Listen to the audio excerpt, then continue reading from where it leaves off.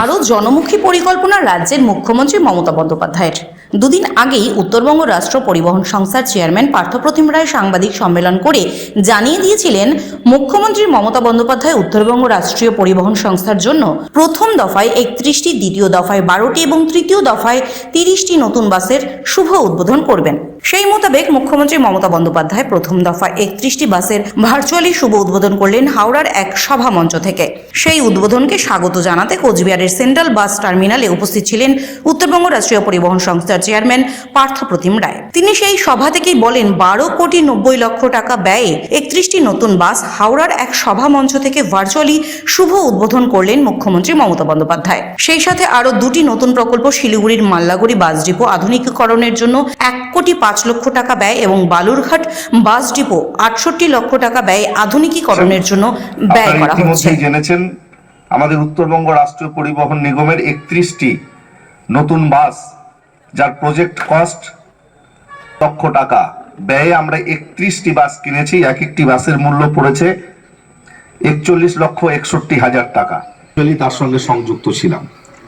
আমাদের টোটাল এই 31টি বাসে 19টি রুট নতুন সংযোজিত হবে এবং 14টি ডিস্ট্রিক্ট কাভার করবে। প্রায় 85,500।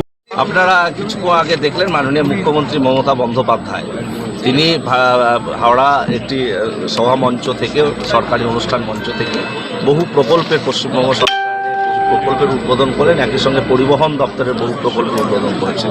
তার মধ্যে আমাদের উত্তরবঙ্গ রাষ্ট্রীয় পরিবহন নিগমের 31টি নতুন বাসের তিনি শুভ উদ্বোধন করলেন এবং 2টি প্রকল্পের শুভ শিলান্যাস করলেন। আমাদের 31টি বাস এখানে কেন্দ্রীয় বাস টার্মিনাস উত্তরবঙ্গ রাষ্ট্রীয় পরিবহন কোচবিহার টার্মিনাসে রাখা রয়েছে। এখানে আমরা ভার্চুয়ালি কানেক্টেড ছিলাম এই অনুষ্ঠানটির সঙ্গে।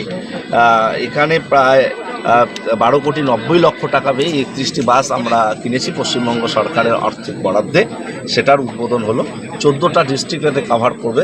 প্রায় মাসে 85,500 জন মানুষ এতে উপকৃত হবে। এই নতুন পরিষেবা তারা গ্রহণ করবে এবং একই সঙ্গে শিলিগুড়ি মাল্লাগুড়ি ডিপোতে আমাদের আধুনিকরণের কাজ চলছে। সেখানে প্রাচীর নির্মাণ, পেভমেন্ট তৈরির জন্য বরাদ্দ 1,05,00,000 টাকা।